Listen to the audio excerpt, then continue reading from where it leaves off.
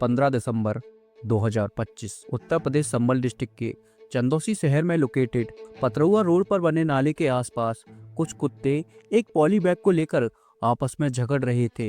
यूं कुत्तों की छीना झपटी के कारण वह पॉली बैग फट जाता है और उस पॉली बैग में से एक अजीब सी बदबू उठती है, जो बदबू आसपास के मौजूद लोगों की बर्दाश्त से पूरी तरह से बाहर थी। और देखते ही देखते वहां पर काफी ज्यादा लोगों की भीड़ इकट्ठा होना शुरू हो जाता है और उसी भीड़ में से एक इंसान 112 नंबर डायल कर इसकी सूचना नजदीकी पुलिस को दे देता है। मौके पर 112 नंबर पुलिस के साथ साथ forensic team, district police, dog squad के साथ चली आती है। यहीं डॉग स्क्वाड के जरिए पुलिस आसपास के इलाके को खंगोलना शुरू करती है, जिसके कुछ समय बाद ही थोड़ी सी ही आगे रेड कलर का बैग मिलता है। और जैसे ही डिस्ट्रिक्ट पुलिस और फॉरेंसिक टीम ने उस बैग को नजदीकी से देखा तो उनके पैरों तले जमीन ही खिसक गई, क्योंकि उस बैग के अंदर एक इंसानी धड़ रखा हुआ था। फिर पुलिस आगे की ओर छानबीन करना शुरू करती है। थोड़ी सी ही आगे पुलिस को एक और बैग मिलता है, जिस बैग में किसी इंसान की टी शर्ट और एक अंडरवियर मिलता है और उससे कुछ ही आगे उसी बॉडी पार्ट का राइट आर्म मिलता है, जिस पर राहुल नाम का एक टैटू बना हुआ था। अभी डिस्ट्रिक्ट संबल पुलिस को विक्टिम की पहचान करने के लिए इस राहुल नाम के टैटू का मिलना काफी बड़ा क्लू था। अभी सभी बॉडी पार्ट को कलेक्ट कर पोस्टमार्टम के लिए भेज दिया जाता है और इसके बाद एसएचओ अनिल तोमर अपनी टीम के साथ इस केस पर इन्वेस्टिगेशन करना शुरू कर देते हैं। इन्वेस्टिगेशन के दौरान आसपास के लगने वाले सभी थानों में यह सूचना दे दी जाती है कि बीते कुछ दिनों की जितनी भी राहुल नाम से मिसिंग रिपोर्ट्स आई हैं, उन सभी को सूचना दे दी जाए। और इसी दौरान थाना चंदौसी में 24 नवंबर 2025 की एक ऑलरेडी मिसिंग कंप्लेंट थी, जो कि रूबी नाम की इस महिला ने अपने पति के गुम हो जाने पर की थी। जब चंदौसी पुलिस ने बॉडी की शिनाख्त के लिए इस महिला को थाने में बुलाया और उस महिला को टी शर्ट की फोटो दिखाते हुए पूछा, क्या यह टी शर्ट आपके पति की है? तो उस महिला ने उस टी शर्ट और इतना ही नहीं, उस टैटू को पहचानने से भी साफ इनकार कर दिया और कहा, ना ही तो ये मेरे पति की टी शर्ट है और ना ही मेरे पति के हाथ पर कोई टैटू बना हुआ है। लेकिन इस महिला के शब्दों में पुलिस को वो क्लियरिटी नहीं दिख रही थी जो क्लियरिटी पुलिस उस महिला से एक्सपेक्ट कर रही थी। इसके चलते पुलिस उस महिला का फोन जब्त कर जब उसकी गैलरी को खंगोलना शुरू करती है तो उसके अंदर सेम वही टी शर्ट पहने उस औरत का पति उसी औरत के साथ सेल्फी में दिखता है। और जब पुलिस फिर से रूबी को इस बारे में बोलती है, तुम्हारे फोन की गैलरी में सेम टी शर्ट वाला आदमी क्या कर रहा है? और जैसे ही रूबी ने पुलिस की यह बात सुनी तो इस भरी सर्दी में रूबी के पसीने छूट गए। Welcome to a case book. My name is Ajay और आप लोग देख रहे हो राहुल रूबी केस की वजह। बाकी केस की तरह इस केस को भी पूरी तरह से समझने के लिए हमें शुरुआत से ही शुरू करना होगा। साल 2013 डिस्ट्रिक्ट संबल के थाना रजपुरा में लगने वाले गवां कस्बे में रहता था राहुल कुमार, जो कि शुरुआत से ही काफ़ी मेहनती था और अपनी लाइफ में काफ़ी स्ट्रगल कर रहा था। राहुल शुरुआती तौर में राजमिस्त्री का काम किया करता था, ऐसा लोगों के घर बनाना, उनकी दुकानें बनाना, और इतना ही नहीं, आसपास के लोग उसकी सभ्यता को देखते हुए ज़्यादातर उसी से काम कराते थे। लेकिन बीते कुछ दिनों में राहुल की शादी डिस्ट्रिक्ट संबल के चंदौसी शहर के चुन्नी मोहल्ले की रहने वाली रूबी के साथ करा दी जाती है। शादी के बाद यह दोनों लोग आपस में काफ़ी खुश रहा करते थे और सब कुछ ठीक ठाक चल रहा था। लेकिन कुछ कारणवश राहुल को अपने ससुराल यानी कि चंदौसी में ही शिफ्ट होना पड़ा, जहाँ रहकर उसने काफ़ी मेहनत की और वहीं पर खुद का एक घर भी बना लिया। और देखते ही देखते राहुल और रूबी ने एक बेटा और एक बेटी को जन्म दिया। इसमें बेटा की उम्र लगभग 12 साल है और बेटी की उम्र अभी 10 साल है।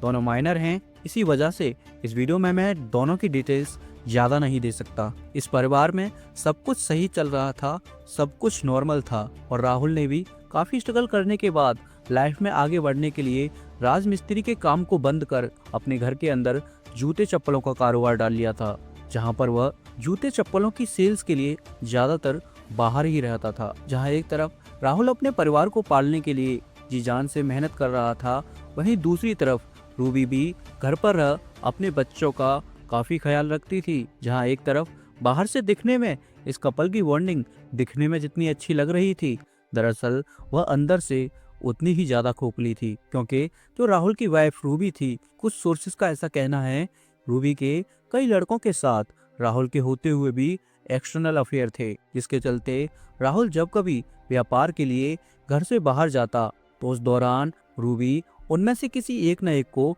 जरूर बुला लेती थी। वैसे तो आज के इस केस में रूबी के कई एक्सटर्नल अफेयर बताए गए हैं, लेकिन रिसेंटली में रूबी जिसके भी साथ रिलेशनशिप में थी, उसमें से एक था गौरव और दूसरा था अभिषेक। अब जब कभी राहुल अपने घर से बाहर होता तो रूबी अभिषेक और गौरव में से किसी न किसी को अपने घर पर मिलने के लिए बुला लेती थी। अब रूबी अपने मायके में रहती थी, इस कारण गौरव और अभिषेक उसका भाई बनकर आते थे, और जो रूबी के बच्चे थे वह उन दोनों को मामा कहकर बुलाते थे। लेकिन आज के इस केस में रूबी अभिषेक से ज्यादा गौरव पर भरोसा करती थी, और यही कुछ कारण थे कि रूबी अक्सर मिलने के लिए अभिषेक से ज्यादा गौरव को ही बुलाया करती थी। अब यूं कोई बार बार दिन रात किसी के घर में उसका दिल करे जब आता जाता है तो हो न हो आसपास के लोगों को जरूर से शक होने लगता है, और इसी के चलते चुन्नी मोहल्ले का एक पड़ोसी इस सब के बारे में रूबी के पति यानी कि राहुल को बताता है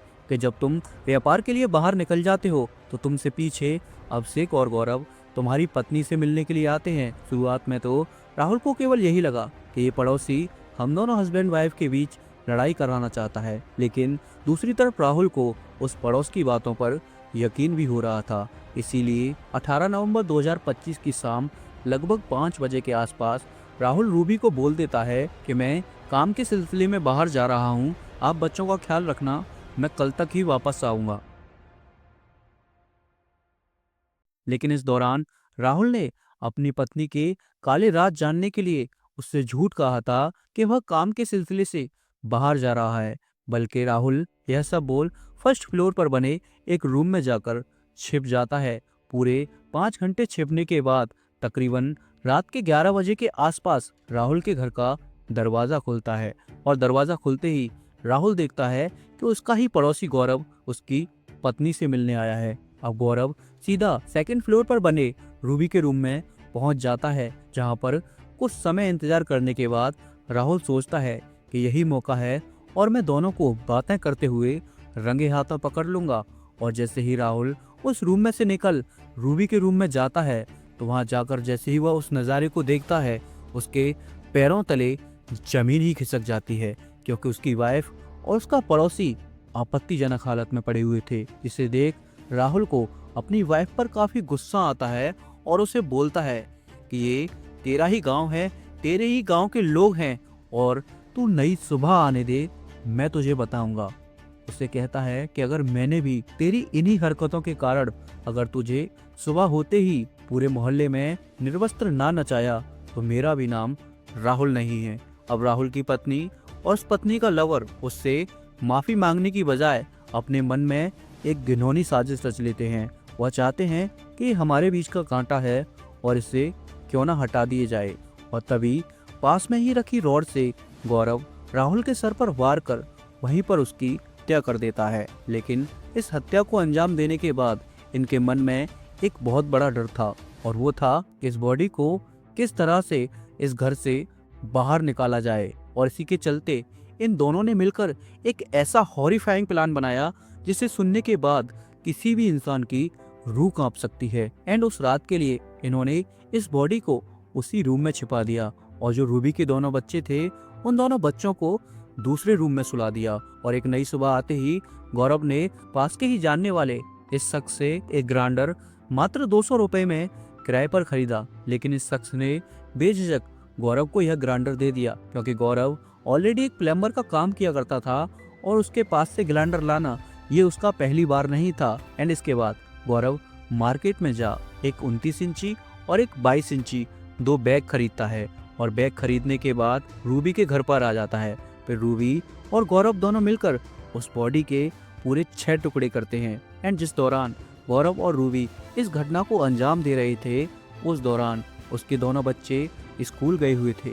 इधर एक तरफ गौरव और रूबी इन सबूतों को मिटा भी नहीं पाए थे, वहीं दूसरी तरफ रूबी के बच्चों की स्कूल की छुट्टी का टाइम हो गया था। तो यहीं पर गौरव रूबी के दोनों बच्चों को रास्ते में रोक पहले एक होटल में ले जाकर खाना खिलाता है और खाना खिलाने के दौरान कहता है कि तुम्हारी माँ ने आज खाना नहीं बनाया है, आज तुम्हें यहीं खाना पड़ेगा। और खाना इसीलिए नहीं बनाया है कि हम सभी लोग राजघाट माँ गंगा का स्नान करने के लिए जा रहे हैं। लेकिन उनके घर में क्या चल रहा है, अब टाइम के अकॉर्डिंग गौरव और उसका दोस्त अभिषेक मिल दोनों बच्चों को रूबी के घर ले जाते हैं, जहाँ पर रूबी ने प्लान के हिसाब से सब कुछ सेट करके रख दिया था। अभी गौरव, रूबी और अभिषेक किराए पर एक गाड़ी करते हैं और गंगा पर स्नान करने के बहाने बॉडी के कुछ पार्ट्स को गंगा में बहा देते हैं। उसके बाद गौरव और रूबी बाकी बचे पार्ट्स को चंदौसी पतरुआ रोड पर बने एक नाले के अंदर डंप कर देते हैं। अब जो पति व्यापार खत्म कर 1-2 दिन बाद घर पर आ जाता हो तो लाजमी है कि मोहल्ले वाले रूबी से जरूर पूछेंगे कि तुम्हारा पति कहाँ चला गया है, आखिर वह क्यों वापस नहीं आता। इसीलिए रूबी ने 24 नवंबर 2025 को चंदौसी के थाने में जाकर अपने पति की मिसिंग कंप्लेन कर दी। उसने कहा कि मेरा पति राहुल नाम है, पिछले कई दिनों से लापता हैं और उनका नंबर ऑफ जा रहा है। लेकिन उसके बाद दोबारा रूबी ने ना ही अपने पति को खोजने की कोशिश की और ना ही दोबारा थाने जाकर पुलिस से पूछताछ की। लेकिन रूबी की नज़रिए से इस केस में बिल्कुल उल्टा हुआ। भले ही जहां रूबी पुलिस से पूछताछ करने के लिए नहीं गई हो, लेकिन 16 दिसंबर 2025 को चंदौसी पुलिस ने रूबी को जरूर से पूछताछ के लिए बुला लिया। और जैसा कि मैंने शुरुआत में बताया था, रूबी ने अपने पति की टी शर्ट और हाथ पर बने टैटू को पहचानने से इनकार कर दिया था, तो चंदौसी पुलिस ने उसका मोबाइल लेकर उसकी गैलरी को खंगोलना शुरू कर दिया। और जब उसके पति की फोटो में पहनी हुई टी शर्ट और वह क्राइम स्पॉट पर मिली हुई टी शर्ट आपस में मैच कर गई, तो धीरे धीरे रूबी ने सच बोलना शुरू कर दिया। और बोलती भी क्यों ना, क्योंकि चंदौसी पुलिस ने रूबी के नंबर की पूरी सीडीआर निकलवाई। सीडीआर के दौरान रूबी ने घंटों घंटों के हिसाब से मात्र 1 महीने के अंदर लगभग 1111 बार गौरव को कॉल की थी। और इसी कॉल डिटेल्स के एविडेंस के चलते पुलिस गौरव को भी हिरासत में ले लेती है और गौरव भी अपना गुनाह कबूल कर लेता है। बाकी आगे भी इस केस पर इन्वेस्टिगेशन चल रही है। अब गौरव और रूबी को तो जेल हो जाएगी, लेकिन आखिर उन बच्चों का क्या होगा? इनके सर से एक बाप का हाथ तो हटा ही हटा, एक माँ ने भी उन्हें जवान होने से पहले ही एक धोखे के रूप में छोड़ दिया। जिन बच्चों का भविष्य अपने पेरेंट्स के हाथ में था, अब उन बच्चों के भविष्य को आखिर कौन संभालेगा? इस वीडियो को बनाने का मकसद मेरा किसी की भावनाओं को ठेस पहुंचाना नहीं है और ना ही किसी को परेशान करना है। इस वीडियो को बनाने का मकसद केवल आप लोगों को जागरूक करना और हो सके तो आप लोगों तक एक सही जानकारी पहुंचाना। बाकी आप लोगों की इस केस को लेकर क्या राय रहेगी, मुझे एक बार कमेंट बॉक्स में जरूर बताते जाना। और ऐसे ही आप लोग क्राइम स्टोरी सुनना या देखना पसंद करते हो तो हमारे सपोर्ट के लिए इस चैनल को सब्सक्राइब कर लेना। बाकी आप लोगों से मैं मिलूंगा एक और नए वीडियो के साथ, एक और नए एपिसोड के साथ। धन्यवाद।